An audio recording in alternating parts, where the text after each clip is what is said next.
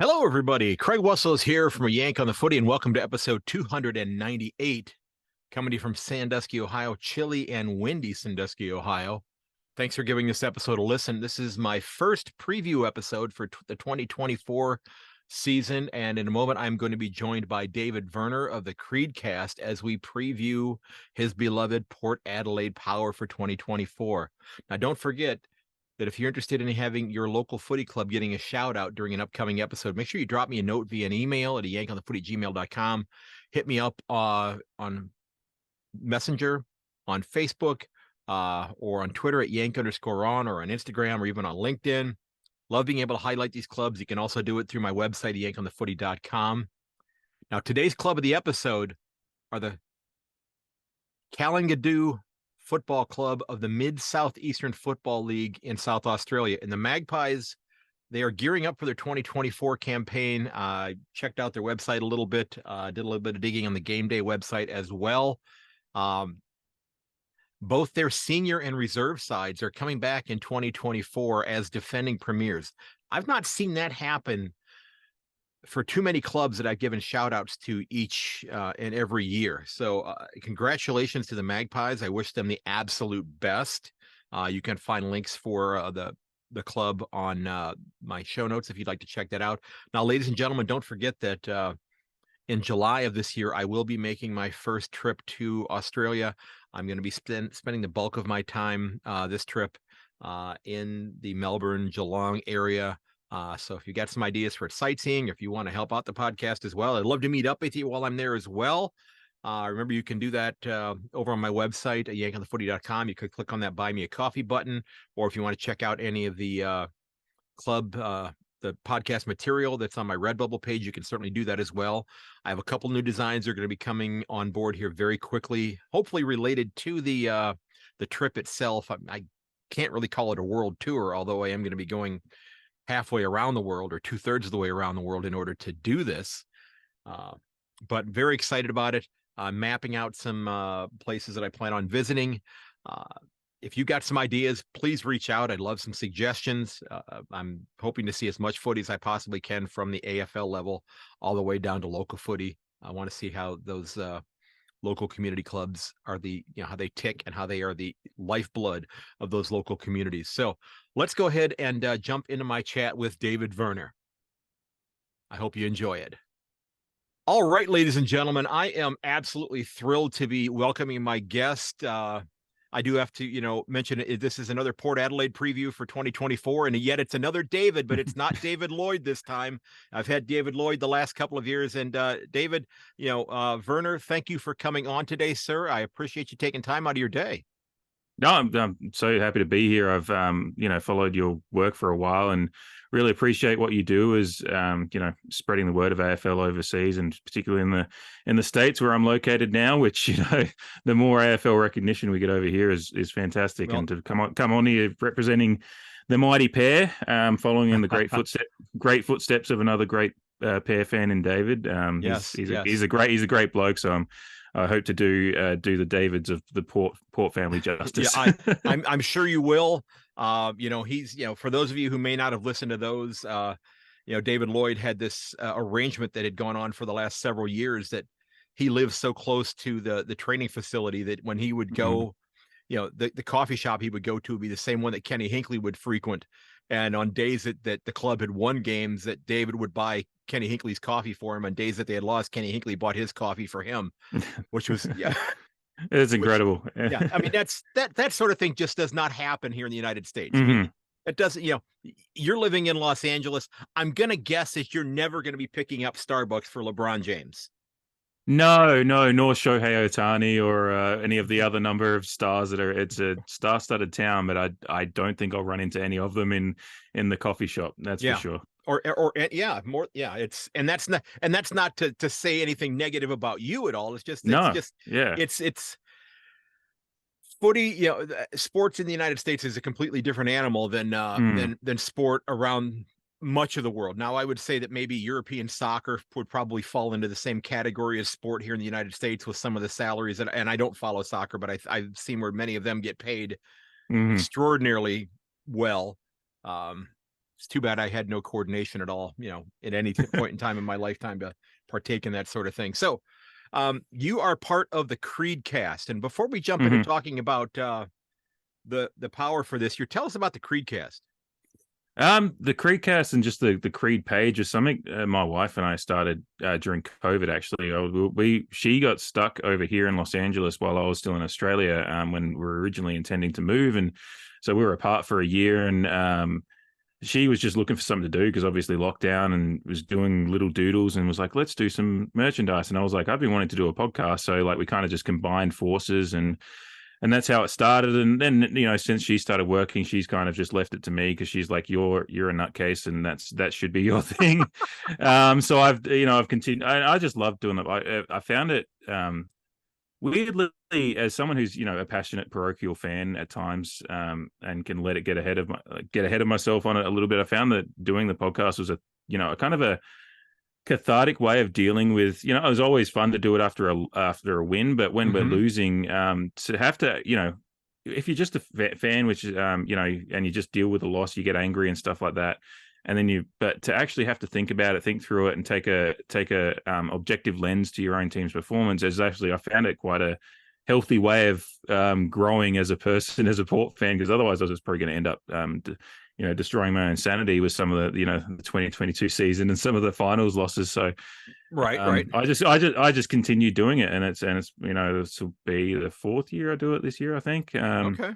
And yeah, it's just I do plans of being in communication with a couple of friends to jump in and be up. It's mostly been just myself, just And talking myself through results, and yeah. And if you're watching on YouTube, you can see the graphics behind David. But if you're listening to this on the podcast, he's got some really great Port Adelaide graphics, and it looks like you've borrowed a little bit from some of the old jumpers that had kind of the almost like the Richter scale kind of motif that was more so than just like the V shape that they kind of have today.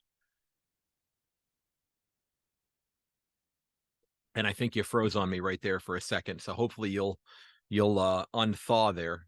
But we shall see whether or not that's going to happen here soon. But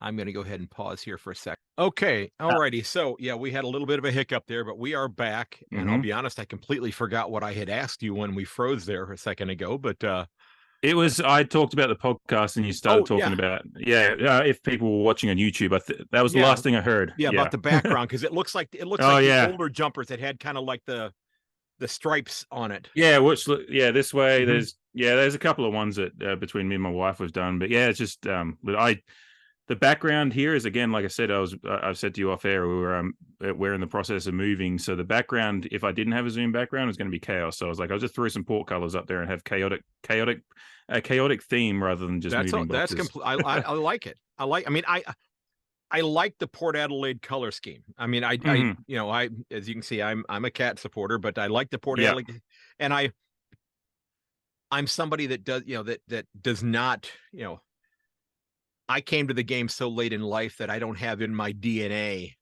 that I must hate Club X or Club Y because because of what side of what street I lived on, or who else is in what other club happens to be in town, that type of thing. I don't have. Now in the NFL, I have that.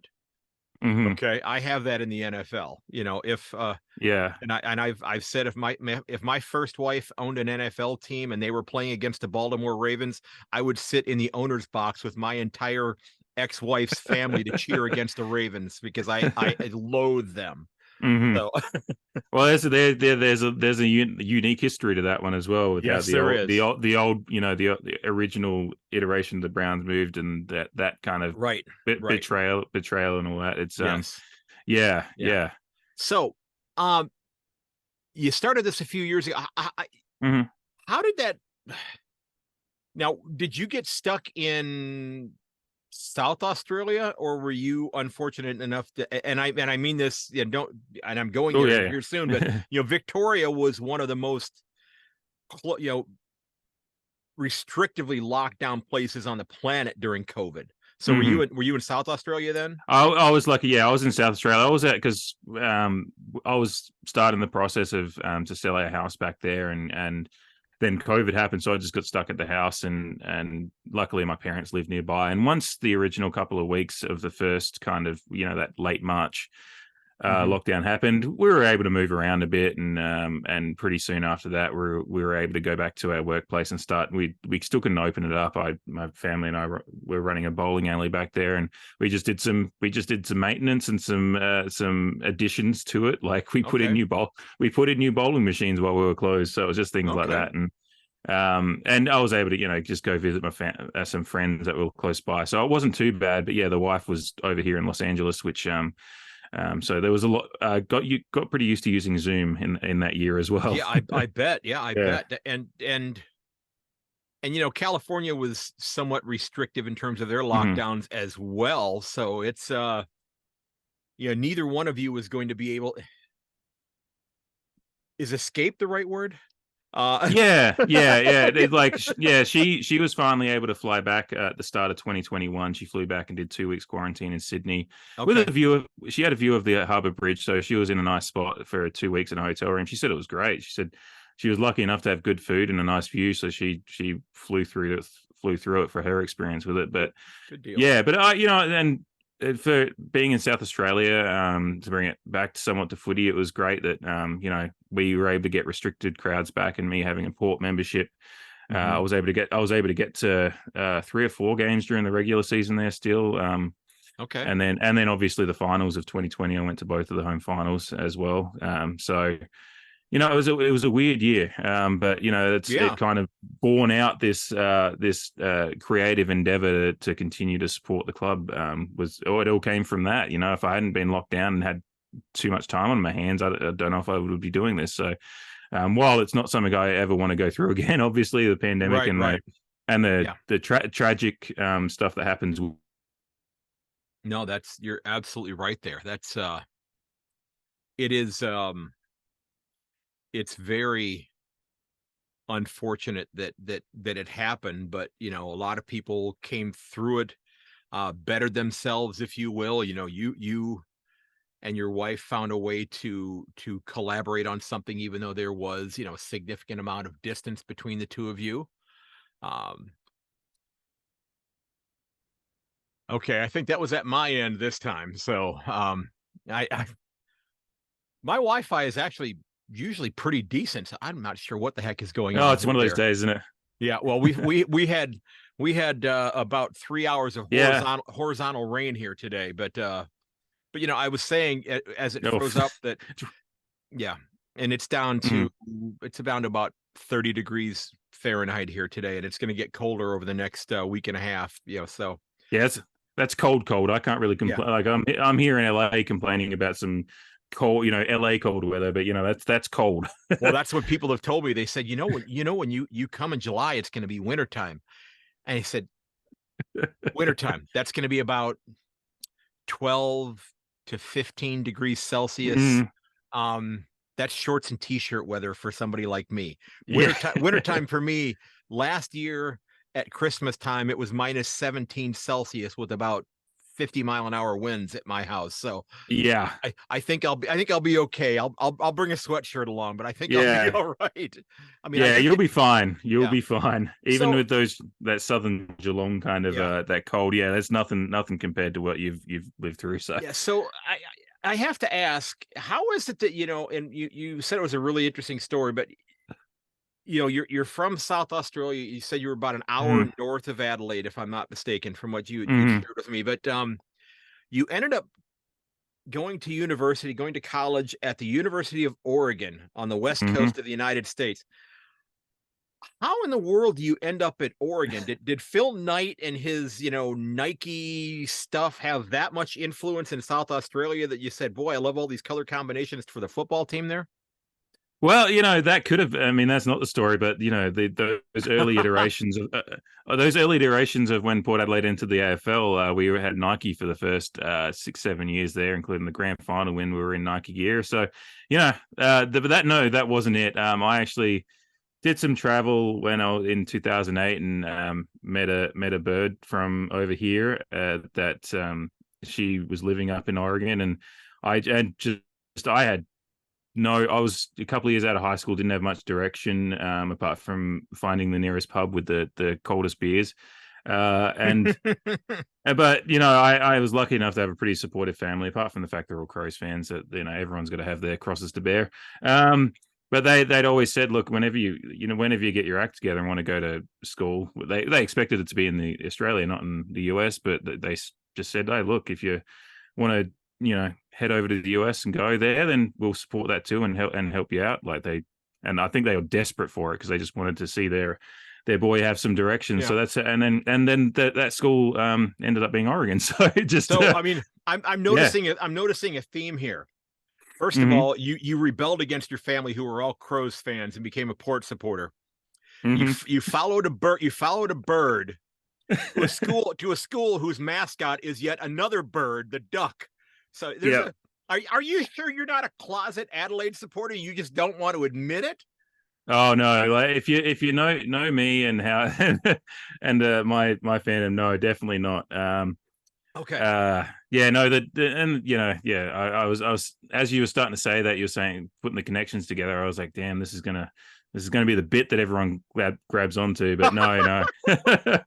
I think there's a photo of me in a Crows jumper when I was younger because my parents put me in it. But I was always, as soon as I saw footy on TV, it was those early Port Magpies, because I was born in 1988 and Port won, five of the next 6 premierships that I was alive for in the old Sandful. So, and my first memories beyond the Crows matches would be on TV, and I kind of was like, okay, cool, they're the South Australian AFL team, but it was Scott Hodges and Timmy Jennifer and all those guys in the early 90s that I just was mesmerized by. Like Scott Hodges as a full forward at Port. He's a McGarry medalist, kicked 150 goals in a season at one point.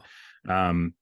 He was an incredible forward, and he's just the guy that I grabbed onto. The biggest star in South Australia at that time was Tony Modra, but Scott Hodges was my guy, and then Port entered the AFL, and I just immediately said, I'm going to be, that's my team. And my parents did say, like, wasn't it the Crow? I was just, no, this is the team. And they bought me. They're good parents. They just went along with it, bought me all the gear, took me to games, and then right. once I got older and turned into a real one-eyed Port fan, I think they regretted every decision they'd made in supporting it. I think my dad's always said, he's just like, at some point I thought you'd grow out of it, and then it was only a couple of years ago as I was getting closer to my mid-30s. He said, well, I guess I was wrong about that. Yeah. Well,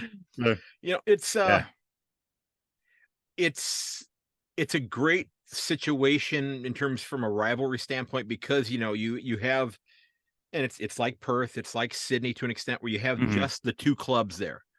You've got Freo and West Coast, you've got GWS and Sydney. I guess to a lesser extent, they're close enough together. You could say you've got Brisbane and Gold Coast, but Gold Coast fan base I think it's gonna grow this year, because I think we're gonna see some success this year from them. Finally. I had them in the finals last year. I probably will put them in the finals this year. Maybe even at the expense of my own club. I have and I've not announced it yet, but I have a sleeper club that I think are going to play finals this year that I don't think anybody sees coming. And I'm not going to say who it is right now, but it's a club that I think that they're going to make a significant leap this year, and I hope I'm wrong, but I think I have an inkling as to who it might be based on how you're talking about it. But go ahead, take a guess on who you think it might be. Hawthorn? That's who I'm thinking. Yeah. I'm thinking Hawthorn could make that leap. Yeah. And I thought that at the end of last year also, but and I know that there's a lot of Cat supporters right now that are unsubscribing to the podcast. Please don't do that. Okay. It's again, you're taking an objective view to it, which is the mature thing to do, which is what like I said, doing this podcast has led me to try to be a bit better about it. Not to spoil any further, but Adelaide's one of the teams I think will make the jump. Which and let's be honest, Lord knows I don't want them to. They should have been there last year. Yes, exactly. Okay, and I mentioned this in a why can they not have, they have all these cameras, and I mentioned this in a previous episode of the podcast late last year after that happened. Why can they not put a light at the top, mounted on the top of the goalpost, that just projects light straight up about 100 feet? So you get a beam of light coming out of that. So you have a larger, post, if you will, even though it's not a solid post, that you can still measure where that ball is in relationship to the post. It could not cost a whole hell of a lot of money to affix something like that to the top of each of the goalposts. Yeah, and that's I think that was, I know it's slightly off topic, but it is something I've thought about a lot just as an odd, because the Crows got screwed in that. Yeah, did I find it very funny? Yes, I'm a Port fan. Of course I'm going to find it. Of course I'm going to find it funny. But it's the technologies that I think it was Eddie McGuire, who I'm not a great fan of, but he does bring up some good points. Broken clocks right twice a day or whatever. But he talked about there is technology available to being in bowls, and you've seen European soccer do it with goal line technology. After they had a few controversies with balls crossing the line and referees not picking it up, they quickly fixed it. It's all there. It's just like, I think the big thing is there. It is money, and while one stadium, it's the fact that if they're doing all these regional grounds, if they're going to have it for one stadium, they need to have it for all of them, I think, for competition equality. And they probably the AFL probably just doesn't want to go down the road of doing it up, putting the technology in it up in Darwin and Ballarat. That's the thing. That's the spots that they need to do that.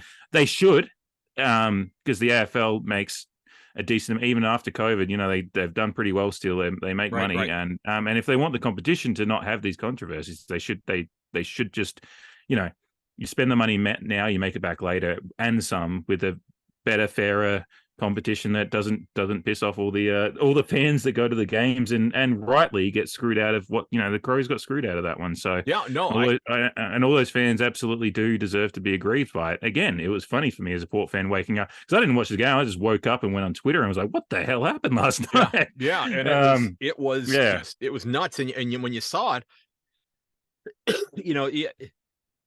the Swans squeaked in, and and again, if that makes them 12-10, they would have gotten in.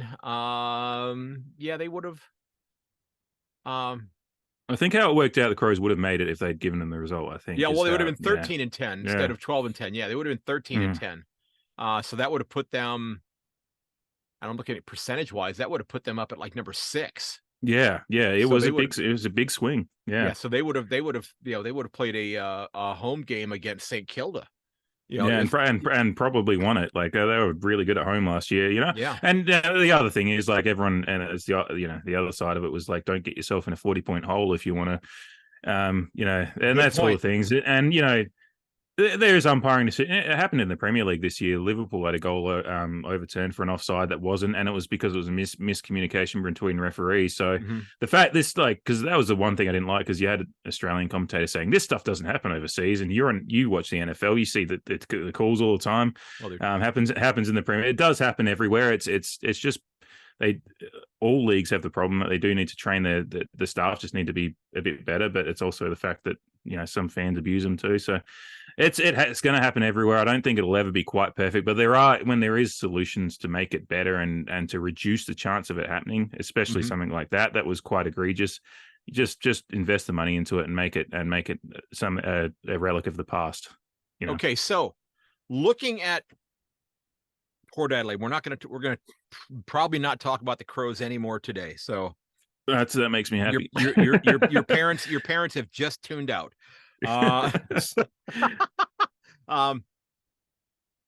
Looking back at 2023, I think you had a significant winning streak during the course of the season.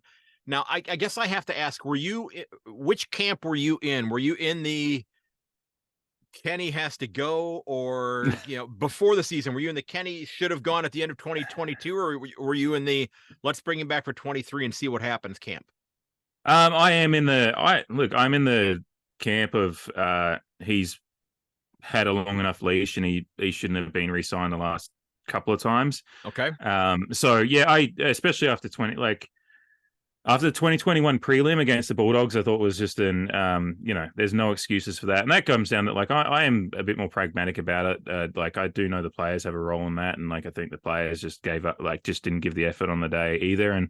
But that comes down, there's a symbiotic relationship between coaching and players, and they have to come together and all that. But the players play for him. So I'm not one of those ones that puts the signs up on the on Port Road and all that stuff, and gets on Twitter and gets militaristic about throwing a coup to get him out. Like, but I do think he's had long enough. But once he got re-signed last year, I was just like, okay, look, I'm not going to get mad about it. He's the one that's there. I'll criticize. Like, I criticize, and I get stick from Port fans because they think I'm too soft, and I'm like, no, I'm just not gonna.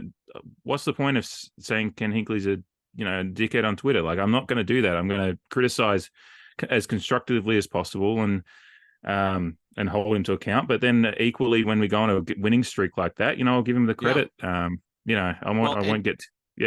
And you had a couple of streaks. You had a 13-game winning streak, and then you turned around and had a 4-game losing streak right after that. Yeah, it was a season of streaks, wasn't it? Yeah, yes, I think the only time we had like a set of results that was singular was the first game of the season, because we won the first one, lost 2, won 13, lost 4, won 3, then lost 2 in the finals to end it. So it was a weird season that way. But it was. I don't know what question you're going to ask after that, but. It was an interesting season, one that brought about a lot of hope, but ultimately ended in a similar fashion. So, were you satisfied with a top 3 finish, or were you expecting more? No, I was satisfied with the end of the season finish. Yeah, of course, but straight sets exit from finals, which people make a big deal about straight sets. If they'd been close games or whatever, but they weren't really close. And we looked definitely second rate in both matches. I think we had opportunities up in Brisbane, but ultimately didn't get it done. And so, top 3 finish after the end of the season, as after the finals. No, not satisfied. It was pretty disappointing in the end. I think we had opportunities to solidify a top 2 spot to get a home final. That might have changed the way our finals had gone, and we kind of let that slip with your aforementioned 4-game losing streak that we had. That dropped us out of a pretty comfortable position in the top 2. And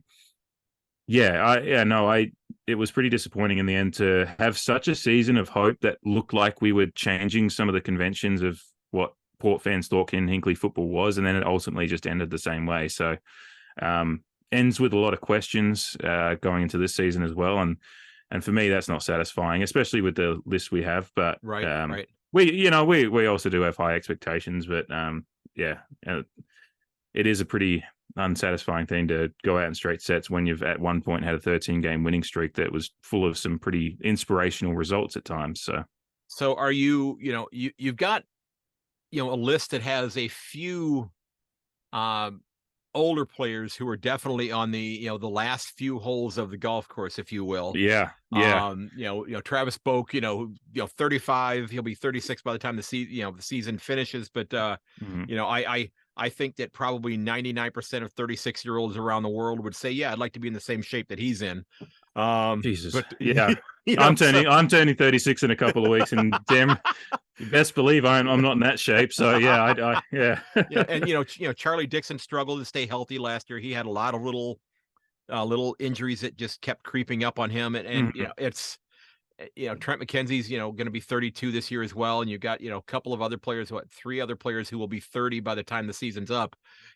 And Port doesn't necessarily get talked about as being an older side as much as I don't know, another one that we might have hanging up behind me. What do they call them? The Dad's Army, I think, is what they refer to them as. But it's getting close to a Granddad's Army, I think. Yes, it is. So, yes. And I actually thought about that not too long ago. That if you're a one club player, and with the whole father-son, father-daughter thing, and you decide you want to have kids, why not just do like the in vitro stuff and go have like 5 or 6 kids all at one time, and just bring them all into the club in the same year, and just it would cost you all your draft capital, which is kind of something that we're going to be dealing with next year as well, with very limited draft capital. Yeah, but then I guess if you're a family like the Dacos family, it would be worth it, wouldn't it? So Yeah, yeah, yeah, yeah. exactly. Um, And has anybody is there a fantastic young player that may be looking to get adopted, that somebody yeah. says, "Oh, hey, this kid kicked 67 goals last year in his league. We're going to go ahead and adopt him and bring him in his Yeah. father's son." And that's probably in really poor taste saying that, but that just popped into my head as well. I No, thought, you see how European football academies operate, signing kids from other countries and at 8 years old or whatever. yeah. These things, crazier things have happened probably. So uh, you did not have a lot of draft capital this year. mhm. And you tried to hold on to as much of it as you possibly could in the little deal that finally got worked out with the Cats there, right at the end. You know, you brought in, a handful of players from other clubs. Brandon Mhm. Zerk-Thatcher came in, Jordan Sweet, Salvo Radaglia coming in, Soldo coming in from Richmond. Of those four, who are you the most excited about in the teal and black this year? I think your old boy Asava is the one because it felt like a real epic dating story over the last couple of years. He requested the trade back in at the end of 2022, Hmm. and didn't eventuate then. And then he started the year in his side and was pretty good, but couldn't hold it. And then it seemed pretty obvious that he was going to be kind of like requesting a trade again. So, and especially with some of our defensive, like kind of the defensive roster changeovers that's happening, Cleary, Tom Cleary, who's one of my favorite defenders over the last 5-6 years, but he's hardly had a look the last 2 years because of a variety of injuries. Ever since he got his cheekbone smashed in against the Doggies back in 21, I think he's kind of just hasn't had a good run of injuries. And I can't remember what happened to him last year. I don't know if it was a back injury or something like that. But Hmm. so, and then obviously Tommy Jonas is retired, and as you mentioned before, Trent McKenzie has been an absolute stalwart the last few years and earned himself another contract for this year. But he's what did you say, 32, and he always he plays heroically but picks up a knock here and there. So with what we need in defense, and the changeover and kind of the some of the holes we had last year, Sava's one that really I want to really see him come in and kind of flourish. We had Lear come in and become an All Australian for us. Right. Not that I expect every recruit to be an All Australian, but we having brought in Horn Francis last year as well. We're doing okay with some recruits at times. So Yeah, yeah. I really like to see Radaglia do, and obviously in the ruck, the top three hit out guys from last year aren't on the side anymore. Lysa retired, and I think he signed up with Port Districts in the so he's staying local. A good Well, Port boy he is.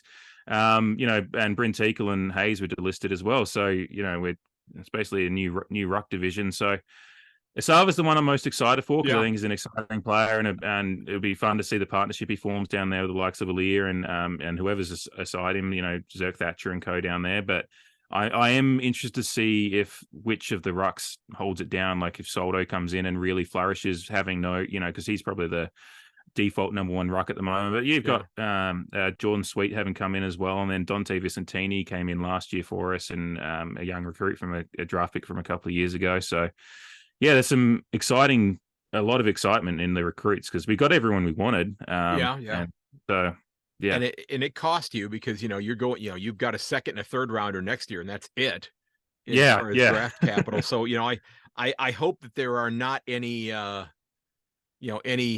father son players who are going to be eligibly drafted next year that are going to be going, you got to be kidding me. I'm gonna have to play for the Crows. Uh, No, I don't think. I was just having a think. I don't think there's anyone on the radar. okay. The Berg, obviously, Jace Burgoyne's already in the side. So, and I can't think of any other ones that are coming up in the next couple of years. So, yeah, here's So, hoping. what are you most excited about, and what are your expectations for the club in 2024? I mean, what I'm most excited about, I think, aside from the obvious, Connor Rosie taking over the number one, the captain's jersey, I think is a very deserved. I did have a theory that I don't think players much younger than 25 should be given the captaincy, because I just think, let them grow into the player they are by their mid-20s. But he's turning 24 and he's close enough to that, and has proven over the last 2 years that he's an All-Australian player and seems really settled. He's getting married and having a kid down in South Australia, so he's really settled, which I think is actually, it's an underrated part of what makes a player kind of reach their the height of their abilities. So him as captain, I'm excited for, but the one I'm really excited for is Jason Horne-Francis, to see him take another leap, because he had a year of, he's clear air, he's back home, there's none of the controversy. I mean, obviously the booze will still happen, but he's happy at home, and he did have he did the Travis Boak off season this year. He came over to the US with Travis Boak and was hanging out with him. Travis Boak's done kind of become known for his off season trips to the US to train over here, at the Red Bull Performance Center and all that stuff. He brought Butters and Rosie over a couple of years ago, and we know how they've gone since. And Horne-Francis was his partner this year. They did some time down here in LA, I think at Santa Monica, and then they traveled to Colorado and did a little bit of training over there with it's some guy that Boak trains with over here. So I think to see Horne-Francis take that, he's not going to be a Brownlow winner yet or anything like that. He's on that trajectory with the kind of player he is, but just to see him take that leap of getting a few more disposals a game, getting up to the high team, because I think he was averaging, I can't remember what it was, but yeah, had some of those games where he was just down into the 12, 13 disposals and kind of couldn't find his way into a game if it wasn't going the way it does for his game. But if he can find a bit more of the ball, that's actually going to be really important for what is my hopeful expectation this year, that we finish. We should, top four is the expectation. I think every Port fan, that's for the regular season. And then unfortunately with the rod that has been made for the back of the coaching and David Koch, his repeated insistence and belief in Ken Hinkley, it's grand final appearance or bust for most Port fans. And I think some opposition fans would say, oh, that's a cocky way to go, but that's the expectation you've got to have as a fan, with putting the, as you said, the draft stock we've put into trades and some of the picks we've got, we've gotten pretty struck gold with the likes of Rosie and Butters coming through the system in the last 5 years. So, we're kind of built for a run at the grand final, and we've got to be looking to make that. That's my expectation. I was going to jump in here really quickly to be fair to Jason Horne-Francis. He was trying to find his way in what is a very good midfield. So, I mean, it was, he was not going to necessarily be the first, second, third, or maybe even the fourth option to be handling the ball a lot. So, he was going to have, he was going to have to show some patience with, with that sort of thing. And as you said, work his way in as he can do so. And I think that, as he gets a little bit more experience, and again, with, Travis Boak having brought him over and trained with him, I think that's only going to benefit him, and maybe allow him to, maybe he trades spots with Travis Boak this year and becomes, number 3 option, or number 4 option, and somebody else slides down a little bit. But I mean, it's, I think that many clubs around the comp, if they said, "Hey, would you be willing to trade your midfield, for Port Adelaide's midfield?" they would do it in a heartbeat. Well, there's some clubs may not, but there are some that would absolutely do that. I think that I think with the youth, last year's Cats midfield, I certainly would have traded it. Especially the youthful nature of it. Especially, I mean, you got guys like Willem Drew, who's pretty underrated around the league, but Port fans love him because of just he's just does all the dirty work and does it with a smile on his face as well, which I love. He's one of those true old school footy players that just loves the dirty work and loves getting and will put his life down for the jumper. Not that you expect, but you know what I mean. Just they just do the work. So that midfield's really going to be exciting to see how they come together, because obviously Butters exploding last year, and the hope for me beyond that is just that the forward line finally clicks, because that was probably the downfall last year. We just didn't have someone that took over, kind of like, watching your lot with envy over the last few years. Last year, maybe not as much, but the fact that you had that Tom Hawkins, Jeremy Cameron double, and both of them were alphas in that forward line and somehow made it work. And we just want one to take over. Obviously, Dixon has been that guy at times. He got an All-Australian jumper, but as you mentioned, his injuries and that and go ahead. just Todd. Yeah, I was just going to say Todd Marshall looked like 45 goals the year before that he might, but he had and legitimate injury issues and concussions and all that stuff last year. So I don't blame him for falling down a little bit. We're just looking for someone to take over there. So that's what I'm hoping for, that someone really emerges to be the, looking like the key forward for the next 6 to 8 years kind of player. I'm glad you brought up Todd Marshall, because I did want to ask about him. And the question I wanted to ask is, because I actually tipped him to do this last year, but can Todd Marshall win the Coleman? This is the thing. Like, and it's one of those, when the people that criticize Ken Hinkley, this is one of those things I say, okay, you've got a point. Like, I don't like the death threats or anything like that, but some of the the stuff in between is like, we just don't, the structure up forward sometimes doesn't lead to, we've never had, I think, maybe Jay Schultz was, kicking bags of 50, but we rarely have that guy that looks like he's going to kick 70 or 80 a year, because it's just not the way we play. Is it kind of doesn't lend itself to that kind of forward to kick bags week after week. I mean, he's extraordinarily accurate. He is, and he's really, and that's come along well in the last couple of years. And when he's on form and he's doesn't have any injury like shadows over him, he just seems to flourish. But could he win the Coleman?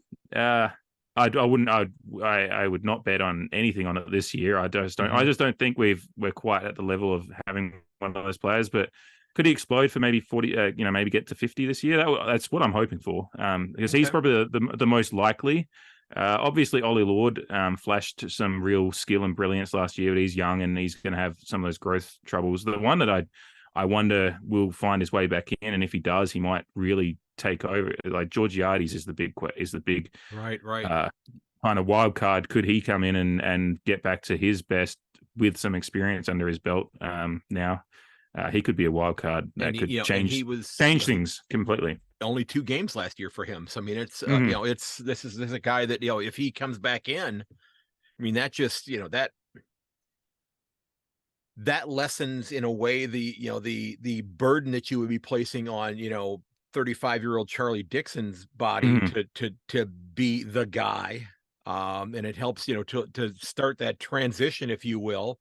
And I'm not saying that Miss Georgiades is going to be that big burly guy who's going to be bouncing key defenders off of him like Charlie Dixon is able to do, but he's a very good option in the forward structure that that he definitely if he comes back in, I think you make a great point that he definitely could be a huge addition. And and Ollie Lord was again another one of those youngsters that came in and just did a nice job for you last year, and was dynamite in a lot of instances where he got a chance to shine. So it's so you may see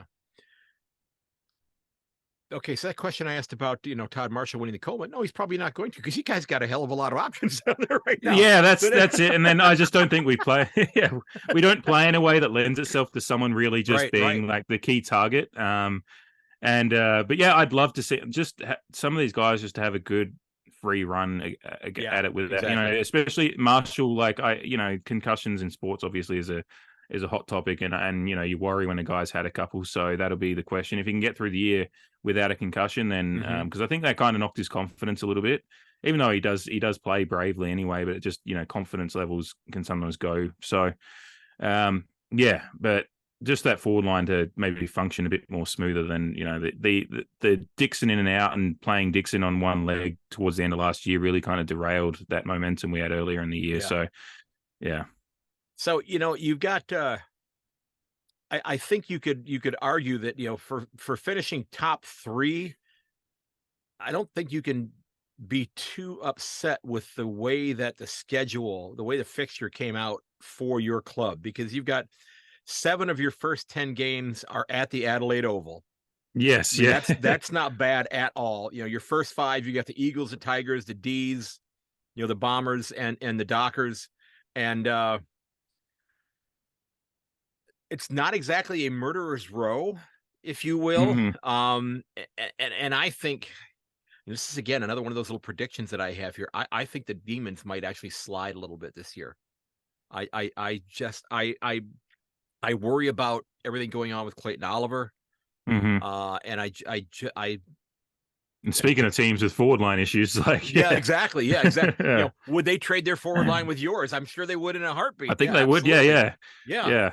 yeah. Um, so, but it's, you play the Crows twice. Of course, you've got Carleton Mm. twice. You got the Dockers, the D's, Richmond, and St. Kilda. So you got a bit of a mixed bag in terms of the clubs you're doubling up with. Richmond, I don't think is going to be great this year.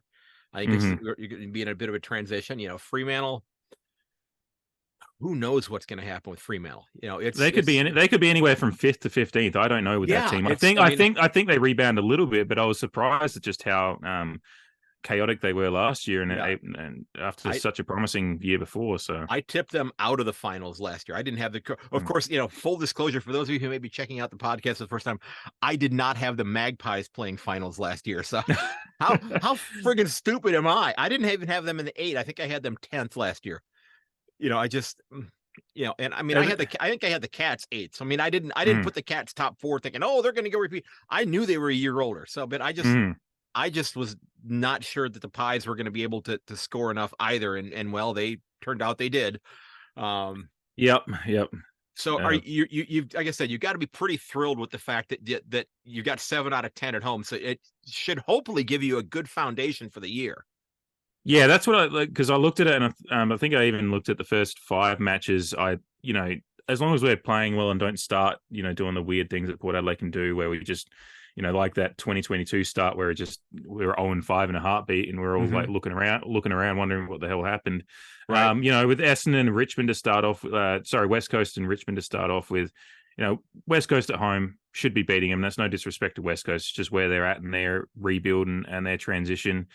Richmond away, again, we should be looking to win that one. And then Melbourne at home and Essendon at home might be tricky ones, but and then Freo as well.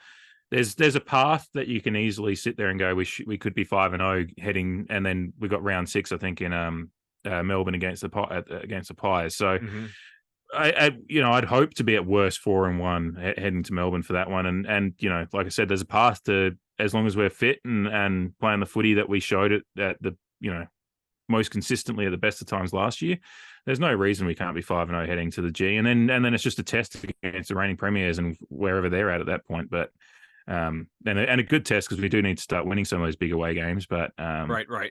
Yeah, you're absolutely right. I think the season, as you said, for a top 3 team, I was reasonably happy. Like, we get a few difficult aways in the back end of the season, but maybe that's good for it if you get off to a good start and then you have to have a few tests and down the stretch.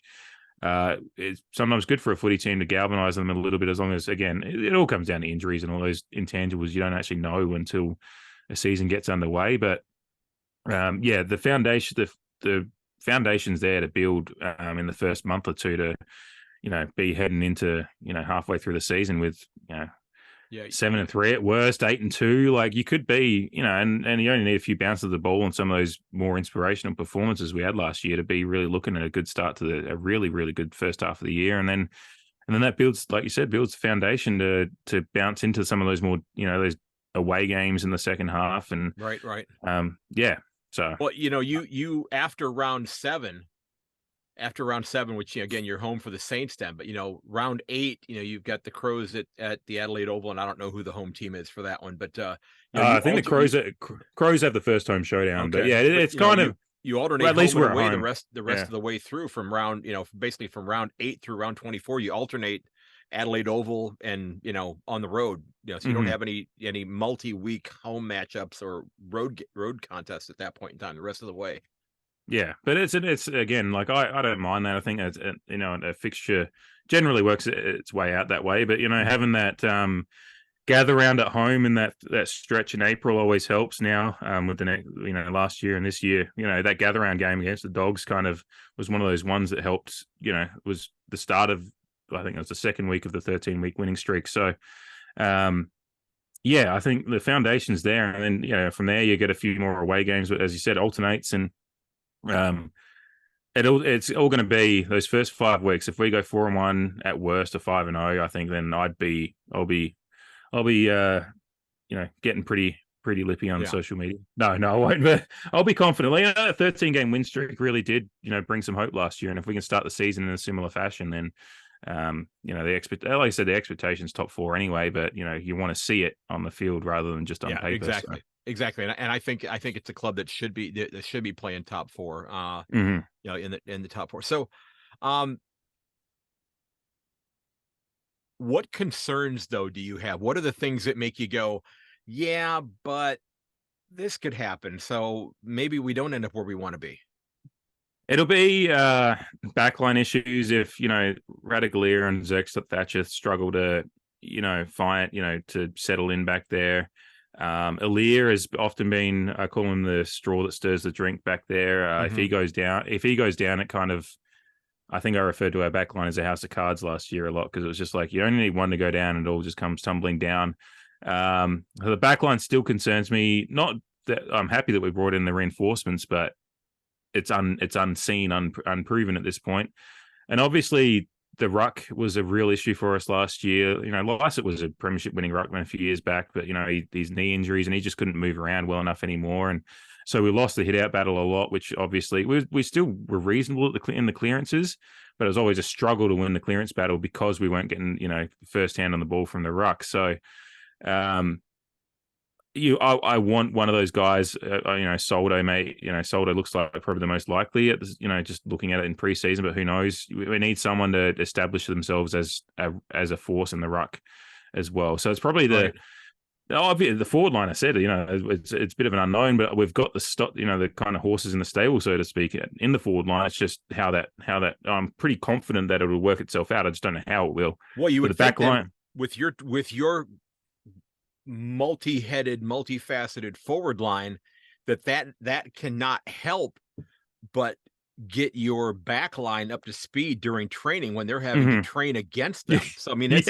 you think that's going to be, what do they say, iron sharpens iron, that sort of thing. I mean, maybe that's gonna be something that works out to your advantage because you have such a good forward line.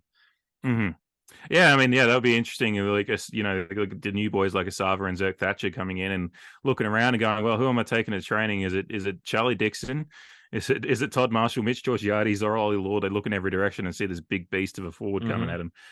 So yeah, and the fact is, the way we play sometimes isn't so much to be a dominant backline. It's to be, we play a pressure. We want to keep the ball in our forward half and be able to kind of, absorb any rebound, and we just didn't do that well at times last year. We let it get out of our press too easily last year, and then it just left Alir sometimes on his own or a one-legged Trent McKenzie sometimes. So it just didn't work out well. So if the likes of Radaglia and stuff can be more fit and agile down there and take some of that pressure off, it'll help. But ultimately it'll be But that probably is my concern. Mixture of the back line, getting a bit more rock solid again if they can, and certainly the ruck was a major deficiency in our team last year, and some opposition rucks just absolutely had a field day against us. So yeah, seeing one of those guys, I would like to see someone establish themselves early to kind of take that load. And you may not want him up there, but Radaglia can pop up there in a pinch as well for you, because he did that a little bit for the Cats as well. Because the Cats have, the storyline has been that the Cats, ruck position has been a void, since I've been following the club, and yet they managed to, win a premiership with Reece Stanley. But it can be done. It's just like it is. You have to be pretty damn good around the rest, and the Cats were pretty damn good around the field, so they were able to. And I just don't want to see Charlie Dixon taking a bunch of hit outs and Jeremy Finlayson, those guys, they battle well, but they're just not going to be, when you've got those guys. That's another name we didn't even mention yet at this point in time, in terms of, being able to, to kick goals for your club. But, and I hope that he's there every moment of every game. And I hope that things are going, as well as possible for his family. It's just, what a courageous year last year. And I'll be donating. I did it last year because we've still got our season tickets back there. Obviously not there. I gave them away last year just for people to donate to the Finlayson family GoFundMe, and I'll be doing that again this year because they're still battling. She's, Yeah. I believe, she announced on her social media that she's going back into chemo for another round soon. So they've still got plenty of costs involved. So yeah, I'll be doing that again. Doing that again this year, and thoughts always with them. But yeah, incredibly courageous family. Like Kelly's bravery and sharing her story and just being pretty. She's always pretty chipper and tries to show both the how you can live through it, but also the dark, the sadness of it. But Finlay, Jeremy as well back on field, like to sometimes it's one of those things that as fans we get a little bit lost in just these people being these robots that run around in a field, and it's when you realize those background stories, and for him to go out there week after week and have some pretty damn good performances. I know his form dropped a little bit at the end of the year, but then a few players did, so it's not just him. People just scapegoat sometimes those forwards at times. So he's what a bloody courageous fella he is. Yes, absolutely. And I look forward to seeing him kick a few more bags this year and years going forward. Yeah. So the 2024 fixture for the club comes to an end. So I want to ask you, what is the headline the day after, whenever the Powers season ends? What is the headline in the Advertiser about the Port season? What's the headline say? There's a few that come to mind. I'll give you the two. There'll be two scenarios. It's either that we win the grand final and it'll be like, yes, he can, or if it goes the way, as in yes, he KEN. Yes, yeah, okay, yeah. Okay. Sorry, yeah, I should have clarified, but yeah, it'll just be him with the cup and a few players, the celebrating, and that'll be it, because that has been the story is him versus the fans and stuff. But if it does go the way that unfortunately, I try to be as optimistic as I can, but I don't have full faith, but I will be cheering them on. But if it goes the way that some fans think it will, it'll be something like start the car, as in CARR for Josh Carr, that's sitting in the wings there, and our assistant coach and Josh Carr, because that was the story last year, was everyone thought that Josh Carr might be the coach in waiting. So, and has been, I think I've seen the hashtag a few times on social media last year, which is hashtag start the car. So I think it'll be a play on words for two different people involved in that coaching staff. It'll either be yes, he can, or start the car. So would it be the ultimate grand final victory if they were able to beat the Crows in the grand final? Let's just say let's set the scene here. I just felt my heart start to stop. Let's set the scene here. Oh no. Crows are up by 5 points. And Jeremy Finlayson takes a mark 40 meters out on the wing, and the horn sounds, and he slots it. Oh God, you wouldn't.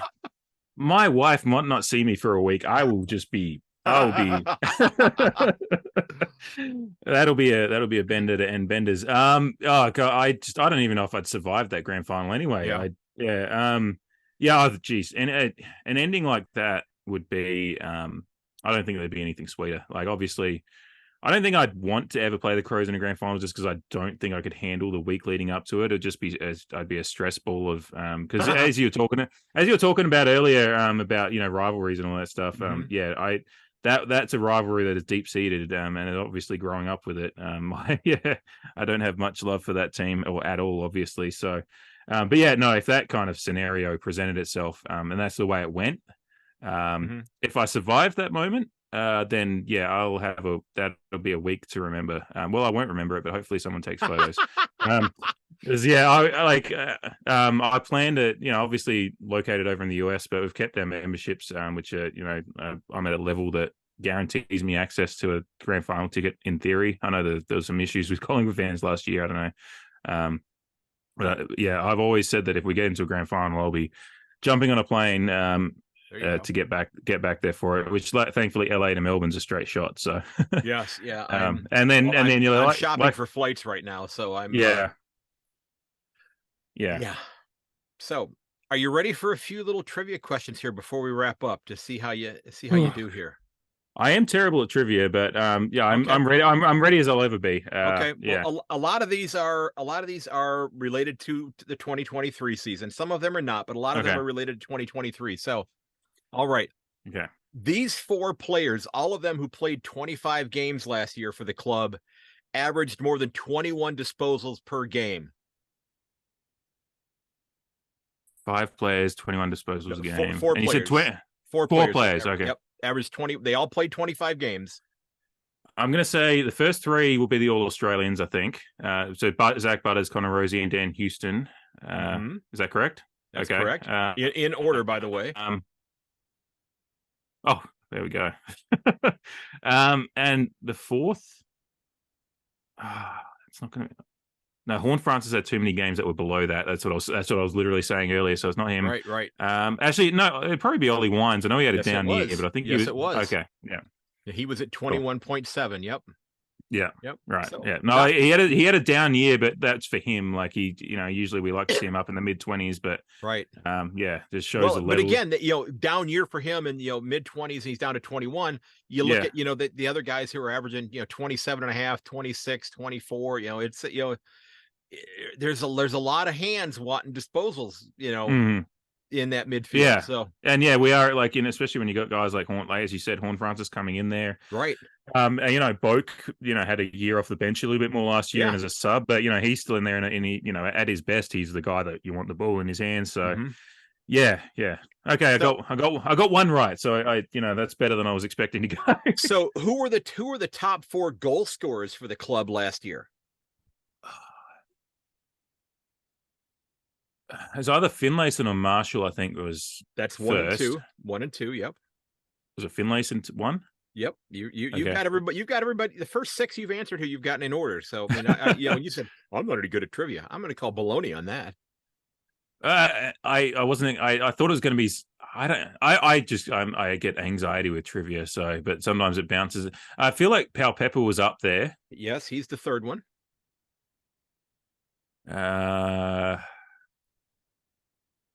And the fourth person, his name has not come up yet tonight.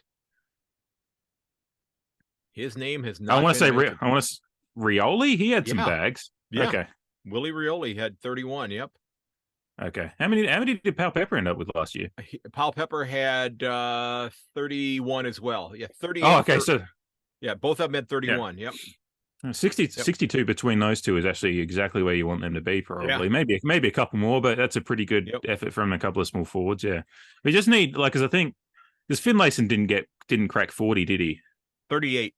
Okay, so yeah, that's that. We just need one of those guys to be getting closer to 50, and then the rest of it filling out. That's part of the problem. But yeah, okay. All right, this 24 game player led the club with 97.9% time on ground last year. No, earlier.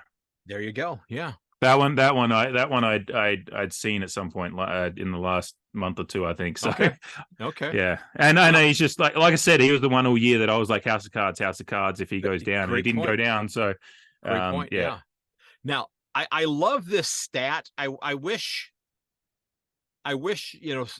like the NFL had a stat like this. But this player led the club with 7.1 1%ers per game in 2023. I love the 1%er stat. I think you could just call it like the do the right thing stat. Yeah, it is. It is the, it's just the, geez, he's a good bloke. He's doing the hard work out there kind of stat. Yeah. It's probably going to be a defender. Or is it going to? I'm just going to roll back. I'm just going to double up on Alir. I don't know if it's him. You're right. But, You're right. The other, was Trent McKenzie maybe second? No, he wouldn't have done enough. Let's see here. Let me go back. I can tell you really quickly. Because I almost went to McKenzie because he sometimes does some of that stuff too. But let's see here. Rankings average for 1%ers. Lear was at 7.12. Tom Clear. Well, he only played one game. Tom Jonas was at 6.5. He played 13 games. Lockie Jones was 4.2 with 15 games. Trent McKenzie was 4.2 with 19 games. Yeah, so he was fifth on the list. But if you had a minimum of, let's say, a dozen games, he would have moved up. He would have moved up significantly on the list then. So he would have moved up Yeah. to fourth on the list then. So, okay, you got that one as Yeah. well then. All right. This player had the highest disposal percentage for the club last year at 84%. Efficiency. Yeah, Oh disposal God. efficiency. I'm sorry. Yeah, Yeah, no, disposal you're efficiency. Ooh, trying to think of who doesn't burn the ball. Disposal efficiency. That's one that I can't even. I want it because you get guys like your best players often actually do burn the ball a bit. So I'm trying to think. Is it someone like Kane Farrell? Nope, it was Oh, Trent McKenzie. oh, it's Trent McKenna. Okay, Yep. Yeah. Okay, no, that's good. That's especially from coming out of the back lines for him. He's got especially with his cannon of a boot sometimes too. If he's getting it pretty efficient out of there. Now, and I will tell you, you had a couple players that were higher, but Jace Burgoyne only played 5 games. Yeah. Kane Farrell was right behind him at 80%. So you were on Okay. track with it then. So you were close on that one then. I wouldn't. I don't think I would have picked Trent McKenna. I was just thinking of more your traditional bull, But he does end up taking a fair few kickouts and stuff as well. So yeah. Okay, this is I like this question here. Has Port Adelaide won more games at Marvel/Docklands or at the MCG? Oh, because we had like that 8 or 9 game streak at Marvel that I think ended against Carlton last year. But we did have a streak for a couple of years there. And the Marvel, or I think it was Colonial Stadium as its first name, or Docklands or whatever. I want to say we've won more at Marvel. You have 30 wins, 34 losses there, and 24 wins, 30 losses, and 1 draw at the MCG. Nice. Yep. Yeah, I was thinking Marvel. Yeah, we did, especially that streak we were on the last couple of years of winning there would probably really help that out. But yeah, we've played the ground reasonably well the last few years. I'm hoping to get there to both of those stadiums a couple times this year. Yeah. So hey, you'll see it. You'll see a footy game there before I do. It's just something I haven't gotten to. I've seen cricket I've seen rugby at Marvel. I went to the Cricket World Cup in 2015 at the MCG. I just haven't got to a footy game there yet. Okay. Now, who has won more games as the Port senior coach, Mark Williams or Kenny Hinkley? I think it's Mark Williams, but Hinkley's within 10, I think now, isn't it? Well, Mark Williams, 142 wins, 112 losses, and 2 draws. Kenny Hinkley, 93 losses, 143 wins. So he's won one more game. I didn't think that he'd gotten past him yet, but that might have come up last year too. And he did it in a lot fewer games too. He did it in basically one less season for all intents and purposes. Yep. Okay. Yeah, there was a few rough years there towards the end of Choco's time, although it started pretty well. But yeah, love him though. He's a legend of the club. Okay, so who leads the all-time AFL series between the Crows and the Power? I think isn't it tied up now? Yes, it is. Okay. you were trying to trick me with the way you led me into that, weren't you? You were like, I was like, no, I swear. Outstanding. I'm impressed. I am very impressed with that. That was great. Okay, I've got 2 other ones. One of them is we'll go with the last one that I had here first of all. Who led the club in meters gained per game in 2023? And they did it with 511 meters gained per game. Oh, that's helped me. That was kind of rosy, wasn't it? Yes, it was. Yep. Yeah, I remember seeing that, and it was like as soon as you said, if you hadn't said the number, I might know, but I remember seeing that number next to his name at some point. So okay, yeah, you were probably over on the Footy Wire website, which is where I spent a lot of time on the Footy Wire website looking at those. I was on there about a month ago looking at some stuff when I was starting to look at some stuff because I'm doing some notes for my own preview coming later, probably in February at this stage. But yeah. Besides Gold Coast, so we're going to take Gold Coast off the table here because they've scuffled for most of their existence. Besides Gold Coast, Port has the best winning percentage against which team? And it's 24 wins and 11 losses. So we know it's not Adelaide. Yeah, yeah, yeah. I wish it was against Adelaide, but Yeah, I know you do. I know you do. uh, I want to say St Kilda or Essendon. For some reason, are the two that are popping Okay, into my pick head. one. One of those is right, so pick one. One of them's right. All right, Yes. I'll go with St Kilda. Okay. Now, ladies and gentlemen, if you're listening to this, I want you to rewind about 8 minutes into this where David said he was lousy at doing trivia. Okay. And please feel free to reach out to him on his socials, which I'll have linked in the show notes, and remind him that, you know what, he's not so bad at trivia after all. In fact, he's pretty darn good at it, as a matter of fact. So yeah, I think you got every single. The only question that you got wrong was the Mark Williams Kenny Hinckley question. That was it. Okay, which And there is was only a one game dumb difference because I there. thought that was the one I thought I was actually a bit more confident on. So, Yeah. So well, no, to be fair, the disposals leader ones, that was you led me in nicely okay. with that one because I Okay. got That's okay. I'll that's true. That's true. So grounding there. before we If you'd started with a tougher one, but yeah. gentle nudging, we got into it. So before we wrap up, where can people find the Creedcast, and where can they follow you on your socials if they want to follow you? And I do recommend, especially if you're a Port supporter or you're a masochistic Adelaide supporter, you definitely want to give him a follow.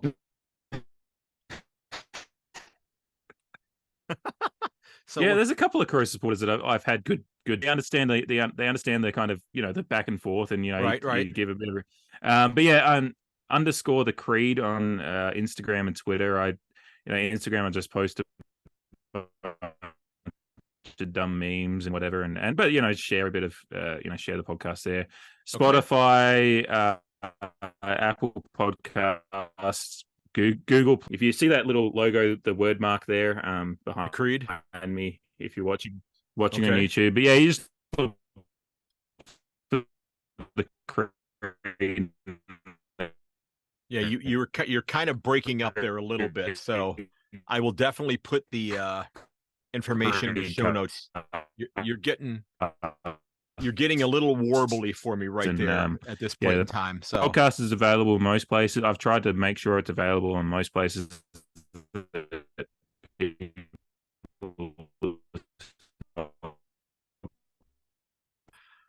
All right, David. Sorry about that little bit of a hiccup there. I'm sure it's the the people who are listening in on all of my conversations because of my shirt that says I need new conspiracies because all the other ones have come true. But tell us where people can follow you and listen to your work, sir.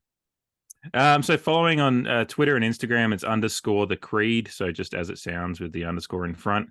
And then Spotify, Apple Podcasts, Google Play, and a variety of other podcast mediums. Most of them have it. If there's one that you prefer and it just hasn't shown up on there, let me know, because there's probably just one that, there's always new ones coming around. So I'll always push it out to the new ones if there's one I've missed. So yeah, the Creedcast on all those podcast platforms, and then underscore the Creed for all my irrelevant and inane ramblings about footy during the year on Twitter and Instagram. So okay, I'm just looking. Yeah, because I'm one of those people that uses one of those obscure ones. I use Castbox, which sure. Yeah, I'm looking. I don't see it showing up on here, so I think I'll at least I haven't found it yet. That might be one. It's been a while. It's been a while since, because you go into, because I on the platform Transistor, and you go into the sharing, and there's just new ones popping up here and there. Right. I haven't done. I usually every 6 months I'll do like a look through and see which ones have popped up, and I haven't done that I haven't actually done that for a long time, so I need to do that. I used Stitcher for several years as my go-to app, but Stitcher got bought out by SiriusXM, and they just folded their whole podcast venture right into SiriusXM. So I mean, I enjoyed that one quite a bit because I did the premium one where it had like 500 or 600 comedy albums on there that you could listen to. I'm enjoying Castbox because it just works for me. I like Apple Podcasts, but to me it's the site is a little cluttered. It's a little clunky.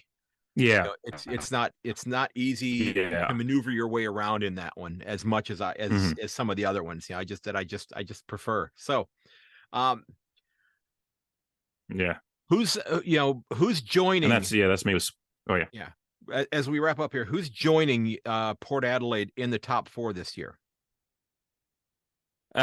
Joining Port Adelaide, I like the way you put that because Well, I think you put them there, so I'm yeah. as far as this conversation is concerned, they're there. So who's joining them?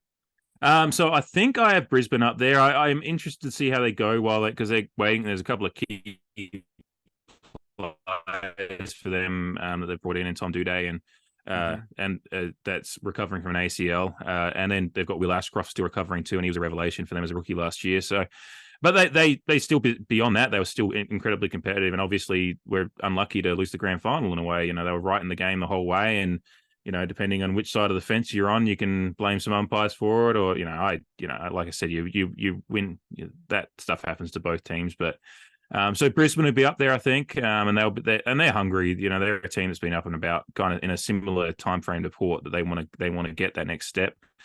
Collingwood, I just see no reason. Dan McStay is a big loss for them with his injury, but I still think that they're if they as long as those the Dacos brothers stay fit, they're just inspirational. Yeah.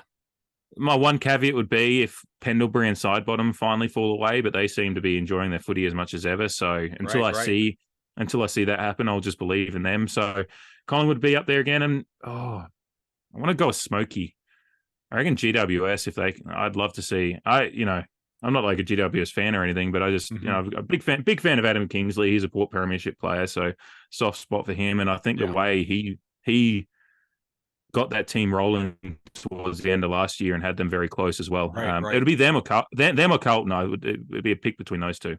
Okay. I think it'd be a bit of a dogfight up there, and Sydney with the recruits they've had could come up and be at least in the battle for it.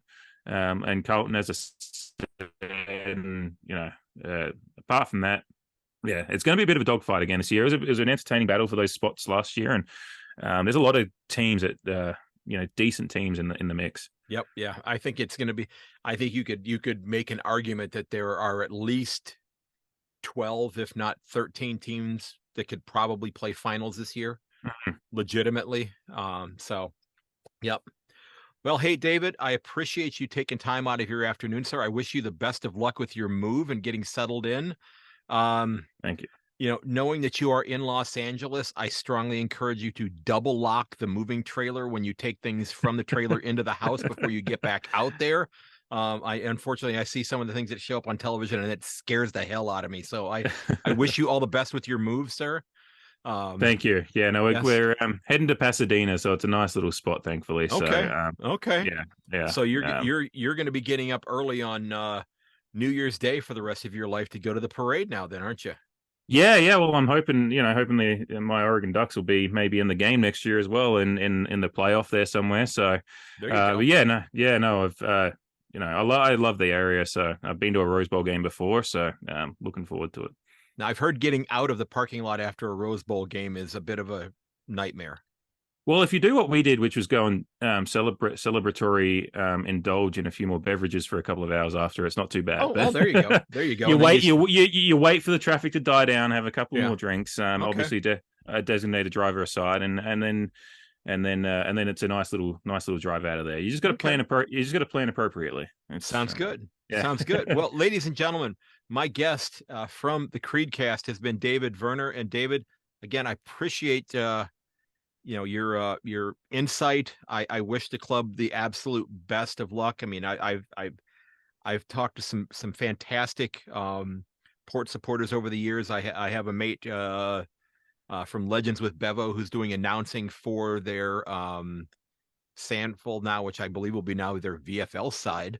From as well. 2025. Yeah. So here very soon, and that's I think that that isn't necessarily good for the Sandful. I think for the AFL, it makes sense to maybe have these games become the curtain raisers for the AFL contests. I think that just it almost makes sense that they're going to have to do something like that, I would think. Yeah, I mean, I've been to. They've done it a couple of times with the showdown. Like they'll do the Sandful showdown with Hmm. Port versus Crows as a curtain raise, and it's a great, for those of us that are inclined to get there earlier, it's a fun little way to settle into the day. And I think that would be, and just think, if you're speaking from a business side for the AFL, like the longer amount of time you can get people in seats and Yeah. engaged, and it's a few more. Not many people will get around it because a lot of people, just like to get to the big game. But for those that are, nuffies like us, um, you know, a few more concessions sold for a few more hours. I There think you it's, go. business wise, it probably makes sense as Yep. well. So, So last question. mhm. How many times this year will Port wear the shirts, the jumpers with the pilings? Because if I'm not mistaken, they're actually supposed to be about the actual port, the port pilings for the pier rather than Yes. prison bars. So how many times are they wearing them this year? They'll wear them once. Ah. I think the way they've settled into it, I mean, I would like them to have the permission to wear for both Hmm. showdowns, but I think it seems like it's settling into a middle ground agreement that Yeah. we'll wear them for our home showdown and that'll be it, which after the years of battling to get to wear them, it's a ridiculous issue, and Yeah. as we see every other sport in the world, I saw Manchester United line up in shirts that looked exactly like Newcastle United shirts the other day. So, Yeah. um, I thought yeah, that last year when they went to go play the Magpies, they should have, hopped on the plane and got on the plane and just went, "Oh shit, we only packed one jumper and we bought the wrong one. You're gonna yeah. have to wear your Sorry, alternate." Well, yeah, sorry guys, we're not playing shirts and skins because we can't put the little tracker thing in, right in the back of the guy's neck. So yeah. yeah. Oh well. No, Hey, it's it. Yeah. go ahead. No, I was just saying it's a funny issue because there was that final back in 2014. We got to wear them against Richmond because Richmond at the time didn't have an appropriate clash Guernsey, so Port were going to get told to wear their clash Guernsey in a home final, Hmm. and Port went, "Can we wear the prison bars now?" And the AFL suddenly went, "Yeah, you can." So it's just like it's one of those things. It's just like it's gotten so overblown, and I can understand why opposition fans get annoyed by it, but it Yeah. never should have got to this. It Well, never should have got to the stage anyway. But look, once a year, I'll be happy to see it because I there you love go. our current strip, our main strip is a wonderful jumper as well. Yeah. And then with the retro rounds becoming a thing, we had a wonderful throwback to one of our early AFL Guernseys last year. So it's fun. It's just as long as we don't have to keep hearing Eddie Maguire tell us what to wear, I'll be happy. All right. Well, hey, David, I appreciate the time, sir. And I wish, like I said, I wish you and yours all the best in your move and all the best to Port this year. Yeah, apart from one or two games, right? Is it one time we play you? Only one time this year. Yeah, Yes. yeah, Yep. yeah. No, Yep.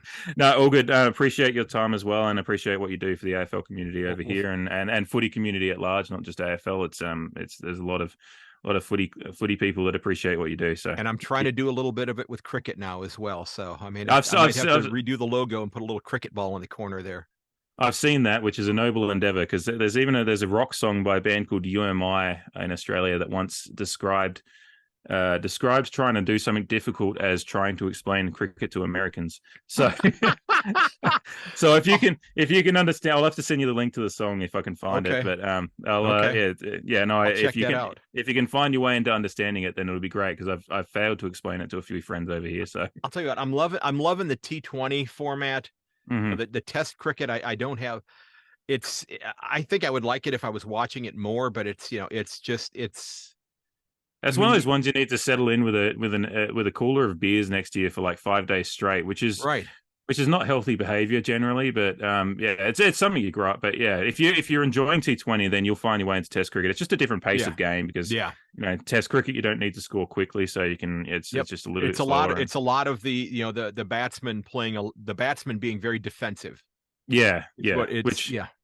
yeah, which I never learned how to do when I played, so I didn't make many runs. But Well, there you go. There you go. Well, hey David, I appreciate it, sir, and all the best to you, sir. Cheers. yes, cheers. You bet. All right, David, thanks so very much for taking time out of your day. A little easier to do this when there's only a 3-hour time difference for us, you being out on the west coast of the U.S.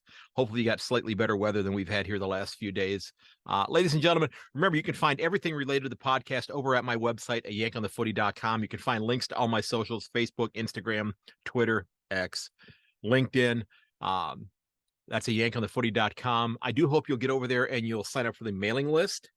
So when new episodes come out, you can get a notice when that episode comes out. You can check out my YouTube channel as well. Just look for my name on YouTube, Craig Wessels. I hope you'll subscribe for it. or subscribe to it there while you're there as well. I'm trying to put every episode up on Facebook as well. I'm not great at editing video yet. And well, let's be honest, you got this to work with.